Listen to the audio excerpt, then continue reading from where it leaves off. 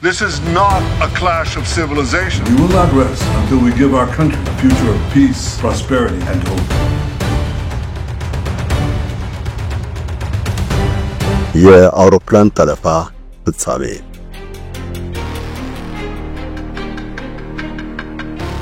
ውድ የሳሎን ቲዩብ ቤተሰባችን በማይታመን ቅናሽ ታላቅ የሽያጭ ፕሮግራም ከጊፍት ሪል ስቴት ነው።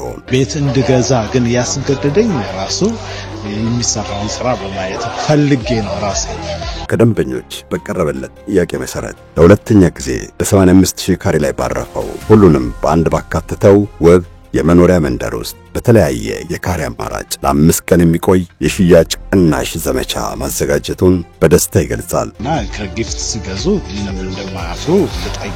ለ4 ዓመታት ብዙዎችን የቤት ባለቤት ያደረገው ጊፍት ሪል ስቴት አሁን ደግሞ አራተኛ መንደሩን በመሃል አዲስ አበባ በለጋሃር ነው ብሏል። አፓርታማ ቤቶችንና የንግድ ሱቆችን በዝቅተኛ ዋጋ ይክሱ። የአፓርታማ ቤቶች የካሬ አማራጭ ባለ 1 መኝታ 65 ካሬ፣ ባለ 2 መኝታ 108 እና 141 ካሬ እንዲሁም ባለ 3 መኝታ 164 ካሬ ናቸው። በዚህ ቦታ ላይ በአጭርና በረጅም ጊዜ የሚያስረክባቸው አፓርትመንቶችና የንግድ ሱቆች ላይ በ5% ቅድመ ክፍያ 20 እስከ 30% የቤቱን ዋጋ ድርጅቱ ይሸፍንሎታል። በ85000 ካሬ ላይ ባረፈው ውብ መንደር ውስጥ 23000 ካሬ የሚሸፍን የራሱ ሰፊ መናፈሻ፣ የራሱ ትምህርት ቤት፣ የራሱ የጤና ተቋም አለው። 40/60 የባንክ ብድርም ተመቻችቷል። ሙሉ በሙሉ በኢትዮጵያ ብር ነው የሚከፈለው። በረጅም ጊዜ ከፍለው የሚያጠናቅቁበት ሁኔታም ተመቻችቷል። ፍላጎቶ ኢንቨስትመንትም ከሆነ በአጭር ጊዜ ትርፋማ ይሆናሉ። ለመመዝገብ ይፍጠኑ። ለተጨማሪ መረጃም ይደውሉ በ0909 04 0060 ወይ በ0993 62 05 03 አሁኑኑ ይደውሉ። ጊፍት ሪል ስቴት። በአውሮፕላን ጠለፋ ታሪክ እጅግ ከፍተኛ ጥፋት እንደተፈጸመ የሚታመነው በመስከረም አንዱ የሽብር ዘመቻ ነው።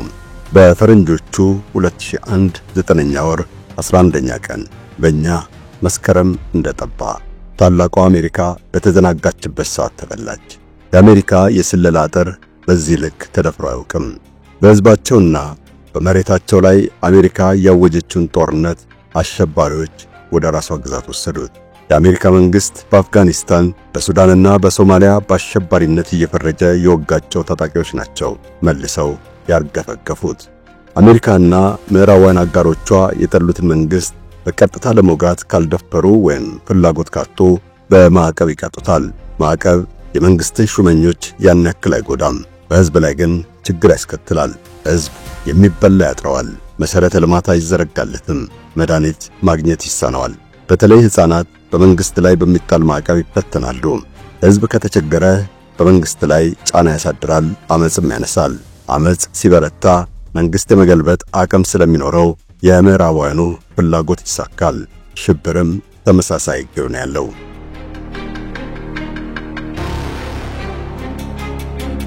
አሸባሪዎች ከመንግስታዊ ጦር ጋር በቀጥታ የመፋለም ብቃቱ ሲያንሳቸው ሰላማዊ ህዝብን ወደ ማጥቃት ፊታቸውን ያዞራሉ። በአደባባይ፣ በገበያ፣ በእምነት ተቋምና በህዝብ መዝናኛ ውስጥ ፈንጂ ማጥመድና የተኩስ ሩምታ መክፈት በቀላሉ ህዝብን ስጋት ላይ ለመጣል ያስችላቸዋል። ህዝብ በመንግስት የጥበቃ አቅም ላይ እምነት ያጣል። ከዛሬ ነገ ምን ይመጣል የሚል ሽብር ይወረዋል። ሰላማዊ ሰዎችን ማገትም አንዱ የሽብር መገለጫ ነው።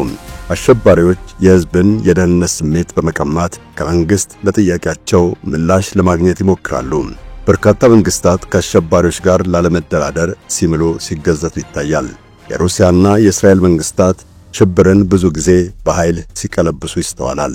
ታጋቾችንና የተጠለፉ አውሮፕላኖችን ለማስለቀቅ የረቀቀና የገዘፈ ወታደራዊ ተልዕኮ ይፈጽማሉ። ጸሐፊው በትረ ሙሳ እንደሚያትተው ሽብርን እንደ ውጊያ ስልት በመከተል በቀዳሚነት የሚጠቀሱት አይሁድ ናቸው። በፍልስጤም መሬት ላይ የይገባናል ጥያቄ አንስተው ከአረቦች ጋር በተፋለሙበት ወቅት እንቅፋት የፈጠረባቸውን የብሪታንያ ሞግዚት አስተዳደር በሽብር አረደውታል። እንደ አውሮፓውያን አቆጣጠር በ1946 በኢየሩሳሌም የሚገኘውን የንጉሥ ዳዊት ሆቴል በፈንጂ አጋዩት። ይህ ሆቴል የሞግዚት አስተዳደሩ ዋና መቀመጫ ነበር። ከዚያ ጥቃት ወዲህ የብሪታንያ መንግስት በአደራ የተሰጠውን ግዛት ለማስተዳደር ፍላጎቱ ቀዘቀዘ። ጓዙን ጠቅልሎ ወጣና አይሁድ የተመኙትን ነፃ የእስራኤል መንግስት አወጁ። በመካከለኛው ምስራቅ የእስራኤልና የአሜሪካን ተጽዕኖ የተቃወሙ የአረብ ታጣቂ ቡድኖች ፍላጎታቸውን ለማሳካት ተደጋጋሚ ጥቃት ፈጽመዋል። ይሁንና ከራሳቸው ቀጠና እንብዛም አይወጡም ነበር። በአሜሪካ ኒውዮርክና ዋሽንግተን ከተሞች አልቃይዳ አውሮፕላኖች ጠልፎ ያሳካው የሽብር ጥቃት ብዙዎችን አስደንግጧል። የአሜሪካ መንግስት እንዳበደ ውሻ እየተክለፈለፈ ዓለምን የወጋበትን የጸረ ሽብር ዘመቻ እንዲከፍት ምክንያት የሆነውም የመስከረም አንዱ ጥቃት ነው። አሸባሪዎችን በማጽዳት ስም በርካታ ሀገራት ተወግተው መሰረታቸው በመናጋቱ ከሽፈው የሁከት መናኸሪያ ሆነው ቀርተዋል። የአሜሪካ የሽብር ጥቃት የተፈጸመው አውሮፕላኖችን በመጥለፍ ነው። ወቅቱ ደግሞ የአውሮፕላን ጠለፋ የተቀዛቀዘበት ነበር። ከዚያን ጊዜ 20ና 30 ዓመታት በፊት በተለይ የፍልስጤም ታጣቂዎች አውሮፕላን ጠለፋን ዋነኛ የውጊያ ስልት አድርገው ተጠቅመውበታል። ግባቸው ዓለም አቀፍ ትኩረትን ከመሳብ የታሰሩ ጓዶቻቸውን እስከ ማስፈታት የደረሰ ፍላጎት ማስፈጸም ነበር። የአውሮፕላን ጠለፋ የእስራኤልና የምዕራቡን ዓለም መንግስታት በብዙ አስጨንቋቸው አልፏል። አፈሙዝ የተደገነባቸውን ዜጎቻቸውን ለማትረፍ ሲሉ በሺዎች የሚቆጠሩ እስረኛ ታጣቂዎችን ለመፍታት ተገደዋል።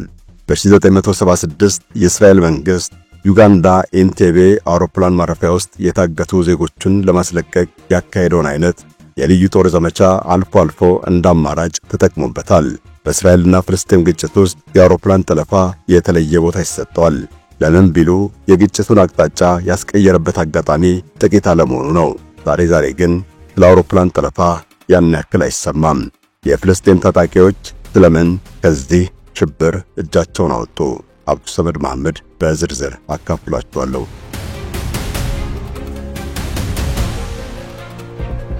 እንደ አውሮፓውያን አቆጣጠር በ1968 7ኛ ወር 23ኛ ቀን ቦይንግ 707 ከሮማ ሊዮናርዶ ዳቪንቺ አውሮፕላን ማረፊያ ወደ ቴል አቪቭ ለመብረር እቅድ ተይዞላት ነበር። አየሩን መቅዘፍ እንደጀመረችም አንደኛው አብራሪ ቡና እንዲቀርብለት አስተናጋጆችን ያዝዳል። የበረራ ክፍሉ በር ሲከፈት ግን የገቡት የፍልስጤም ህዝባዊ ነፃ አውጪ ግንባር ታጣቂዎች ናቸው። አብራሪዎቹ አንዱን በሽጉጥ እጀታ ከመቱት በኋላ ወደ አልጄሪያ አልጀርስ አቅጣጫ እንዲቀይር አዘዙ። አውሮፕላኗ በዳር ኤል ባይዳ መናኸሪያ እንዳረፈች የአልጄሪያ ባለስልጣናት እንዳትንቀሳቀስ አሳሰቡ። ከእስራኤላውያን ውጭ ያሉ መንገደኞች ወዲያው ተለቀው ወደ ፈረንሳይ ተጓጓዙ። በቀጣዩ ቀን ደግሞ ሕፃናትና ሴቶች ተሸኙ። 12 እስራኤላውያንና 10 የበረራ ሰራተኞች ግን ታግተው ቀሩ። በአልጄሪያ መንግስት ከንፈር የተመጠጠላቸው ታጣቂዎች በእስራኤል የታሰሩ ከ1000 በላይ ጓዶቻቸው እንዲፈቱ ጠየቁ። ይሁንና ዓለም አቀፉ የአብራሪዎች ፌዴሬሽን አልጄሪያን ከበረራው ህብረት እንደሚያባረር ሲያስጠነቅቅ የታጣቂዎቹ ጥያቄ ተስተካከለ። የእስራኤል መንግስት ታጋቾቹን ለማስለቀቅ ሲል 16 እስረኞችን ፈታ። በእርግጥ የእስራኤል መንግስት በአሸባሪነት ከፈረጀው ቡድን ጋር ተደራድሮ ጭራሽ ያላሰበው ግዳጅ ውስጥ መግባቱ አሳፋሪ ነበር። አጋጣሚውም የመጀመሪያ ነው። ከዛ ወዲህ ግን ተደጋግሞ ታይቷል። በ1969 8ኛ ወር 29ኛ ቀን ከሮማ ወደ ቴል አቪቭ ትበር የነበረች አውሮፕላን ተጠለፈች። የፍልስጤም ህዝባዊ ነፃ አውጪ ግንባር ታጣቂዎች ጠለፋውን ያቀነባበሩት በአሜሪካ የወቅቱ የእስራኤል አምባሳደር ይስሐቅ ራቢን ይሳፈራሉ በሚል ግምት ነበር። ጠለፋው ለመጀመሪያ ጊዜ በሴት የተፈጸመ ነው። ሌላ ካሊድ ግብረ አበሯን ሳሌም ኢሳዊን እየመራች የቦይንግ 707 አውሮፕላኗን የበረራ ክፍል ሰብራ ገባች። ፈንጂ በእጇ ይዛለች። አውሮፕላኗ በሃይፋ ከተማ ላይ ዝቅ ብላ እንድትበር አዘዘች። ይህች ከተማ በ1948 በግዳጅ እስኪፈናቀሉ ድረስ ወላጆቿ የኖሩባት ነች። ቀጥሎም አውሮፕላኗ ወደ ሶሪያ በራ ደማስቆ ዓለም አቀፍ አውሮፕላን ጣቢያ አረፈች። ጠላፊዎቹ የበረራ ሰራተኞቹንና ተሳፋሪዎቹን አስወርደው የአውሮፕላኗን ጋቢና በፈንጂ አጋይተው ከጥቅም ውጭ አደረጓት። የሶሪያ መንግስት አጋቾቹንና 6 እስራኤላውያን ተሳፋሪዎችን አቆይቶ ሌሎቹን አሰናበተ። በመጨረሻ 2 አስቀርቶ መደራደር ያደረጋቸው። በመላሹ 71 የሶሪያና የግብጽ ወታደሮችን ከእስራኤል እስር አስፈታ። አጋቾቹም ምንም አይነት ክስ ሳይመሰረትባቸው ተለቀቁ። በጠለፋው ወቅት ሌላ ካሊድ የተነሳችው ፎቶግራፍ የዓለምን ቀልብ ስበው ነበር። ሴቷ አሸባሪና ገዳይ ቁንጅና የሚል ቅጽል በሰፊው ተከተላት።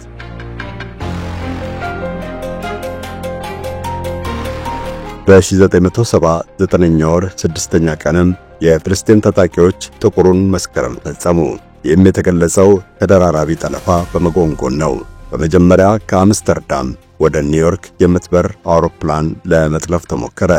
ሌላ ኻሊድ ፓትሪክ አርጉዌሎ ከተባለ ግብረ አበሯ ጋር በመሆን ቦይንጓን ለመቆጣጠር አድብተው ሳይሳካላቸው ቀረ።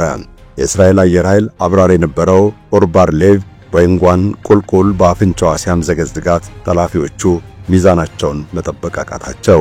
አርጉዌሎ በበረራው ላይ በነበረ የእስራኤል የደህንነት ሰራተኛ ተተኩሶበት ሞተ። ሌላ ተይዛ ለብሪታንያ መንግስት ተላልፋ ተሰጠች። አውሮፕላኗም ያረፈችው በለንደን ሄዝሮ አየር ጣቢያ ነው። ሌሎች 3 አውሮፕላኖች ግን ተጠልፈው በዮርዳኖስ በረሃ ላይ ታግተው ተቀመጡ። 145 መንገደኛና 12 የበረራ ሰራተኛ የያዘች የስዊዝ አየር መንገድ ንብረት የሆነች አውሮፕላን ከመካከላቸው አንዷ ነች። ሌላኛዋ 152 መንገደኛና 17 ሰራተኞች ያሉባት የአሜሪካ አውሮፕላን ነች። ኒውዮርክ ለመድረስ ከቤልጂየም ብራሰልስ ከተነሳች በኋላ ነው የተጠለፈችው። ቤይሩት ላይ ነዳጅ ለመሙላት ባረፈችበት ጊዜ ደግሞ ፈንጂ በድብቅ የያዙ ተጨማሪ የፍልስጤም ታጣቂዎች ተሳፈሩ። ጃምቦ ጄት አውሮፕላኗ እጅግ ግዙፍ በመሆኗ የዮርዳኖስ አየር ማረፊያ ሊያስተናግዳት እንደማይችል ስለታመነ ጠላፊዎቹ ወደ ካይሮ ወሰዷትና ተሳፋሪና የበረራ ሰራተኞቹን አስወርደው አፈነዷት። ሌሎች 2 አውሮፕላኖችም ተጠልፈው ዮርዳኖስ አርፈዋል። ታጣቂዎቹ ከተሳፋሪዎቹ መካከል አገተው ያቆዩት 56 አይሁድ እስራኤላውያንና 6 አሜሪካውያንን ነው። ለጋዜጠኞች በሰጡት መግለጫ ሌላ ኻሊድን ጨምሮ በአውሮፓ ሀገራት የታሰሩ ጓዶቻቸው በፍጥነት እንዲለቀቁላቸው ጠየቁ። የተቆጣጠሯቸውን 3 አውሮፕላኖች እያፈነዱም ለዓለም አሳዩ። ከ3 ሳምንታት በኋላም ጥያቄያቸው በድርድር ተፈታ። ይሁንና ድርጊቱ የዮርዳኖስ መንግስት አቋሙን እንዲያጤን አስገድዶታል። ንጉሥ ሁሴን በገዛ ሀገራቸው የፍልስጤም ታጣቂዎች ተጽዕኖ መበርታቱን ተረዱ። ሰራዊት አሰማርተው ማስወጓቸው። በሺዎች የሚቆጠሩ የፍልስጤም ስደተኞች መሞታቸው ይነገራል። ዮርዳኖስና ፍልስጤም በደም ቢተሳሰሩም ያኔውኑ ቆርጠው ተለያዩ። የፍልስጤም ነፃ አውጪ ታጣቂዎች መሸሸጊያቸውን ወደ ሊባኖስ አዞሩ። ሊባኖስም የሆነችውን ሆነች።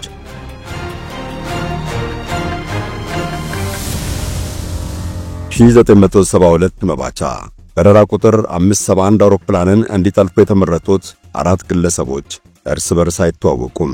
አጋቾቹ በሊባኖስ ከተገናኙ በኋላም በሰቢና አውሮፕላን ተሳፈሩ። አጋቾቹ ለጠለፋው መንቀሳቀስ የጀመሩትም አውሮፕላኑ ኦስትሪያ ቪየና የተወሰነ ረፍት አድርጎ ዳግም ጉዞን ከቀጠለ 20 ደቂቃዎች በኋላ ነበር። የጠላፊዎቹ ቀዳሚ ፍላጎት ጢያራውን ቤንጎር ወይም በያኔው ሎድ አውሮፕላን ጣቢያ ማሳረፍ ነበር። አውሮፕላኑን ባሰቡት ቦታ ካሳረፉ በኋላም ፍላጎታቸውን ለአየር ማረፊያው ተቆጣጣሪ ማስረዳት ጀመሩ። ይህ በሚሆንበት ሰዓት የመከላከያ ሚኒስትሩ ሞሼ ዳያን ከያኔው የትራንስፖርት ሚኒስትር ሺሞን ፔሬዝ ጋር በቦታው ደረሱ። አጋቾቹ 315 ያክል በእስራኤል እጅ የሚገኙ ፍልስጤማውያን ከእስር እንዲለቀቁ ካልሆነ አውሮፕላኑን ከነተሳፋሪዎቹ እንደሚያጋዩ አስጠነቀቁ። ጠለፋው በዋነኛነት የሚመራው ከሩቅ ሆኖ ትዕዛዝ በሚሰጠው የጥቁሩ መስከረም መሪ አሊ ሐሰን ሳላሜህ ነበር። አብራሪው በኋላ ላይ እንደተናገረውም ጠለፋውን የማምከን ግዳጅ እንዲሳካ የጠላፊዎቹ ደካማነት ትልቅ ድርሻ ነበረው። በሰዓቱም ዳያን የጠላፊዎቹን ጥያቄ ለማሟላት ፈቃደኛ መስለው በመቅረብ አሞኟቸው። በአጋቾቹ ጥያቄ መሰረትም በሌላ አውሮፕላን ላይ የፍልስጤም እስረኞችን በማስመሰል የተወሰኑ ሰዎችን በመጫን ለጠላፊዎቹ አሳይተዋቸዋል። የውሸት እስረኞቹን ወደ ካይሮ ለማጓጓዝ በእስራኤል ባለስልጣናት በኩል ዝግጁነት እንዳለም ለአጋቾቹ በሐሰት አልተገብቶላቸው ነበር። ሆኖም በወቅቱ እስራኤላውያኑ ድርድሩን የፈለጉት ጊዜ ለመግዛት ነበር። በዚህ መልክ ጊዜ መግዛታቸውን የቀጠሉት ተደራዳሪዎቹ ጨለማውን ለዓላማቸው መሳካት ተጠቅመውበታል። የአውሮፕላኑን ጎማ ተንፍሰውና የፈሳሽ ማስተላለፊያውን አለያይተው ኃላፊዎቹ አውሮፕላኑን ዳግም ማንቀሳቀስ እንዳይችሉ ያደረጉት ከዚህ በኋላ ነበር። ጠላፊዎቹ ግን ይህን ለመረዳት ዘገዩ። ሆኖም ባለስልጣናቱ ችግሩ በእነሱ የተፈጠረ አለመሆኑን በመግለጽ በጠላፊዎቹ እጅ የወደቀውን አውሮፕላን ችግር ለማስተካከል ፈቃደኛ መሆናቸውን ሲገልጹ ነበር። በሰዓቱ የጥገና ባለሙያዎችን በመላክ አውሮፕላኑን ለዳግም ጉዞ ዝግጁ ለማድረግ ፈቃደኛ መሆናቸውን አያይዘው በመግለጽ አጋቾቹን በሐሰት ደለሏቸው። በዚህ መልክ የቀጠለው የአጋሽ ታጋሽ ድራማም አውሮፕላኑ አየር ማረፊያው ከደረሰ 24 ሰዓታት በኋላ የአይሶቶፕ ግዳጅ በሚል ተሰየመ። ከቀኑ 10 ሰዓት ላይም ወደፊቱ የእስራኤል መሪ ኤሁድ ባራክ አዛዥነት 16 ኮማንዶዎች ወደ አውሮፕላኑ ተንቀሳቀሱ።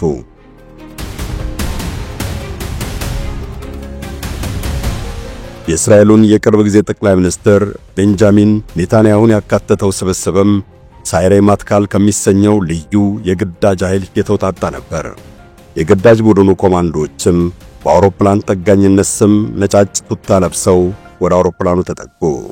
ወታደሮቹ ለአምስት ቡድን በመከፈል በአምስት መግቢያዎች ወደ ውስጥ ዘለቁ። ዋናው በር፣ የኋለኛውን በር፣ የአደጋ ጊዜ መውጫና ሁለቱን የአውሮፕላኑን ክንፎች ተጠቀሙ። ወዲያውም የተኩስ ርምታ ተከፍቶ ሁለቱ ወንድ ጠላፊዎች ወዲያው ሲገደሉ፣ ሁለቱ ሴቶች በቁጥጥር ስር ዋሉ። በሰዓቱ በነበረው ግብግብ ሁለት ተጓዦች ሲጎዱ፣ አንደኛዋ በጽኑ ቆስላ ወደ ሆስፒታል ብትወሰድም አልተረፈችም። በወቅቱ አውሮፕላኑ ያለበትን የፈሳሽ ዝውውር ችግር ለማስተካከል የመምጡ በመምሰል ጥቃት የከፈቱት ኮማንዶዎች ተሳካላቸው። ብዙዎች እንደሚያምኑት እገታው በተፈጸመበት ወቅት በጠላፊዎች ዘንድ አንድ እምነት ነበረ። አጋቾቹ አውሮፕላን በእጃቸው ማስገባት ከቻሉ ያሻቸውን እንደሚያገኙ እምነት ማሳደራቸው ይገመታል። በእርግጥ ጠለፋውን ከፈጸሙት መካከል ሁለቱ አጋቾች ከዛ ቀደም ተመሳሳይ ተግባር በስኬት መወጣት ችለዋል። ያም ሆኖ የሰቢናው እገታ ሳይሳካ መቅረቱ በአውሮፕላን ጠለፋ ላይ የነበረውን አመለካከት ጭምር እንደቀየረ ይታሰባል። አውሮፕላኖችን ጠልፎ ከመደራደር ይልቅ በኒውዮርክ መንትያ ሕንፃዎች እንደተደረገው አይነት በቀጥታ ጥቃት መፈጸም አዲስ ስልት ሆኖ ተዋወቀ።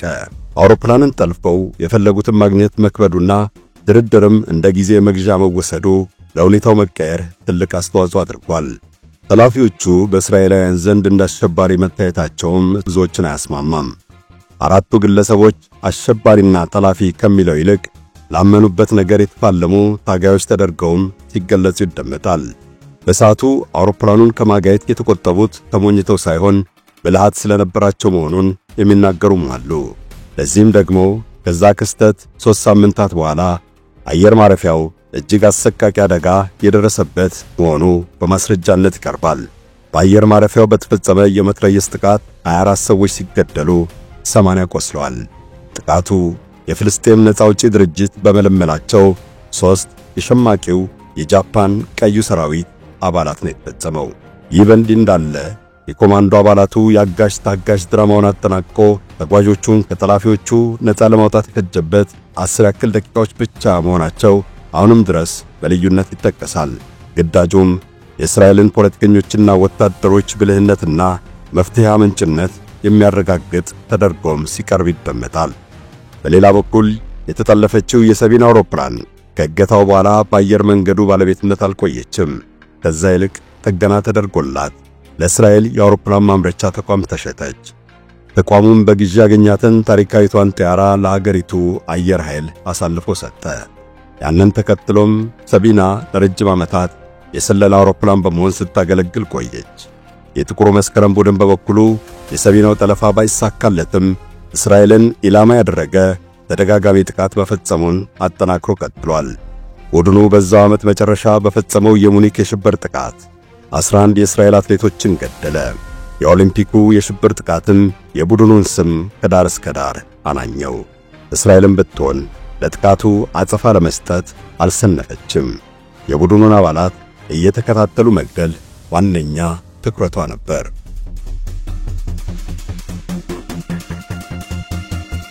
በ1970ዎቹ የፍልስጤም ታጣቂዎች ተደጋጋሚ ጠለፋን የፈጸሙት፣ በ1980ዎቹና 90ዎቹ ግን ተቀዛቀዘ። በዚህም ምክንያቱ የዓለም ወታደራዊና ፖለቲካዊ ገጽታ መቀየር ነው። አየር ማረፊያዎች ጥብቅ ፍተሻ ይደረግባቸው ጀመር። የደህንነት ጥበቃው በአስገዳጅ የጋራ አሰራር እንዲጠናከር ተደረገ። በዚህም የተነሳ ጠላፊዎች በቀላሉ ወደ አውሮፕላን ማረፊያዎች መግባት አልቻሉም። የፍልስጤም ታጣቂዎች በተደጋጋሚ አውሮፕላን መጥለፋቸው ለነጻነታቸው የሚያደርጉትን ተጋድሎ ለዓለም ከማሳየት ይልቅ አሸባሪነታቸውን አወጀባቸው። ታጣቂዎቹን የሚመሩት ያሲር አራፋትም ከሸማቂ ቡድን አዝማችነት ይልቅ የአስተዳደር ሰው እየሆኑ መጡ። በዓለም አቀፍ መድረክ ላይ ዲስኩር የሚያሰሙበትና ከመሪዎች ጋር የሚደራደሩበት ልዕልና ተቀዳጁ። በምዕራባውያን ሀገራትም ተደጋጋሚ ጉብኝት አካሂደዋል። ይህን ሞገሳቸውን ዓለም አቀፉ ማህበረሰብ በሽብር በፈረጀው ተግባር ማበላሸት አልፈለጉም። ይልቁንም በእስራኤል ላይ በደንብ የታቀደ ጥቃት መፈጸሙን ግባቸው አደረጉት። ኢላማ ለይቶ በሮኬት መምታትና በፈንጂ ማደባየት ምርጫቸው ሆነ። አበቃን። ፈጣሪ አገራችንንና ዓለማችንን ሰላም ያድርግልን። አሜን።